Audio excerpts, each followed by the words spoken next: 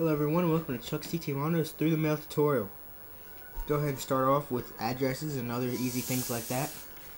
Now I always have a little address book that I wrote down. This is all Major League addresses in this thing. It's pretty simple, it's just the easiest way for me to get it. I got it off their sites. Now for minor league addresses, you don't need something like this. You're going to want to go to their site and then get each address from each individual team when you need it, because there's about 150 minor league teams it seems like. So just get it when you need it. Now as to how to address an envelope to a player, this is one way. You can put Mr. and Mrs. the player's full name. So you're going to put Johnny Damon instead of Johnny or Mr. Damon. That way they know exactly who to give it to, because there's a lot of Jones in Major League Baseball and Cabreras or Ramirez. Just going to put the team name right here and the team stadium name also, and then the address. Now team name and stadium name are optional during the off season. You don't need to put those. Now during the season you must put the team name. Now for your return envelope, you're going to put your address right here as the main address, and then your address is the return address. Because the player does not want this back, trust me. This is basically what it should look like.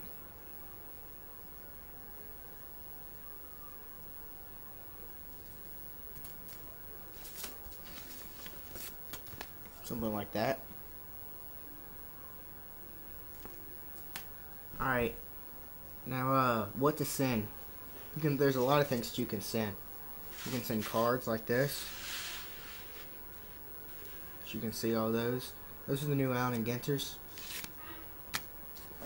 These cards are probably the best autograph cards in my opinion. So if you have the option or opportunity to get this, go ahead and get them, because these are the best. They may not have the biggest selection or some of the most signable players, but they're the best autograph cards and they come out great. So make sure you get these. As for other things to send, you can send any cards, really anything you can think of, but the main thing that people send is cards, bats, sports balls, baseballs, basketballs, footballs, soccer balls, I guess even a tennis ball if you really want that, golf balls, all kinds of stuff. Or you can send an 8x10 photo, which is what a lot of people send. It's just shipping is more expensive.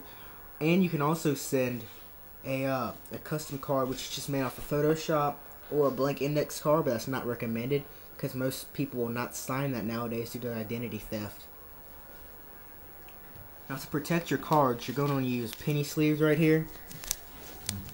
They're about literally a penny a piece, and they're very, very easy to use. You just slide the card in.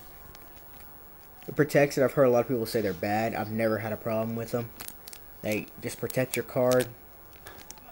Pretty much it. Alright. Now glossy, not glossy. Now glossy cards all need to have baby powder rubbed on them. You're going to take a little dab of baby powder and put it right in the middle of the card and rub it around with your fingers. Now when you're done with this, you're going to rub all the baby powder off. Take a toilet paper, your shirt, your pants, anything soft. Just wipe all the baby powder off. Make sure there's nothing on it. And that way you don't scare them with anthrax or make them think it's anthrax. And just put it back in your penny sleeve. Now for a card like Topps Total, Allen Ginter, Justifiable, the Heritages, and probably a couple others, but I can't think of them off the top of my head. They do not need gloss, because there's no gloss on this thing. It's like cardboard. Almost all Topps cards and Bowman's cards like this must have powder on if you want a good autograph, because if you don't put this on there, it's going to look like an autograph basically evaporated off your card, and you're just going to see the edges of their signature. So you don't really want that. Nah, it's a lot of waste of stamps and money and all that. Now, these are the things you need to be sending them with. These are forever stamps. These stamps, hence the name, they last forever. And no matter how long this autograph's going to take to come back, it'll always find its way back to your mailbox. It's not going to cost extra or not be delivered due to lack of stamps. So just make sure you get these. I think this is all they sell, or the main thing they sell. You can get them through those that little kiosk at the front of the post office. Alright guys, go ahead and show you how to do a letter. Now letters are pretty simple. Just going to start off with, you're going to put Dear Mr. or Mrs. and put the player's last name, which is a sign of respect. Then basically just be complimentary from there. You can basically make up your own letter. Just put your name, and then just kind of be basically just complimentary, and then make sure you put some personal facts or experiences with the player. This just shows that it's not a form letter and that it really is being addressed personally to them.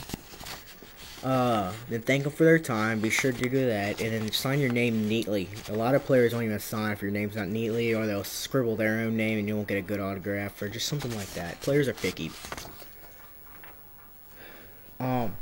Now we can go ahead and do a couple of these must-knows. You know, never ask a player for someone else's autograph. Don't ask Robinson Cano for Mark Teixeira's autograph or Derek Jeter's autograph, because he's, first of all, not going to do it. Second of all, you're not going to get your own card back if you send it to him.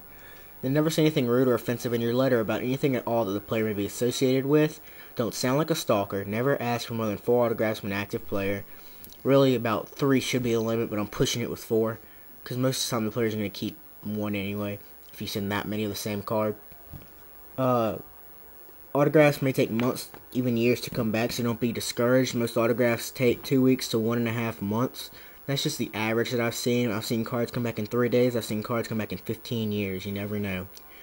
Minor league players are more likely to sign than active MLB players because they really don't have as much time on their hands and not as much requests. They have more time on their hands. If it's during the season, always send to a player's team stadium, never to their home address unless they're on the 60-day disabled list or something like that. Only request 1 autograph from a player every 6 months, so only send 1 request in the same 6-month period. And then make sure you know who signs with a fee and who doesn't sign at all, so you don't waste money and stamps. Then make sure you log your requests, and most people do it on sportscollectors.net. That's the best place to do it. You can get a free account and do this, or you can get a paid account and then throw in all the players' home addresses and just everything you need to know, their signing habits and everything. It's really worth it. So make sure you go to sportscollectors.net. That's another place. Alright, I'm going to go ahead and show you what a completed TTM looks like. As you can tell, it's going to go to Dan. I'll go through the Florida Marlins at Landshark Stadium, 2267 Dan Marino Boulevard, Miami, Florida, 33056. We got the stamp right here, and you got the return address up here.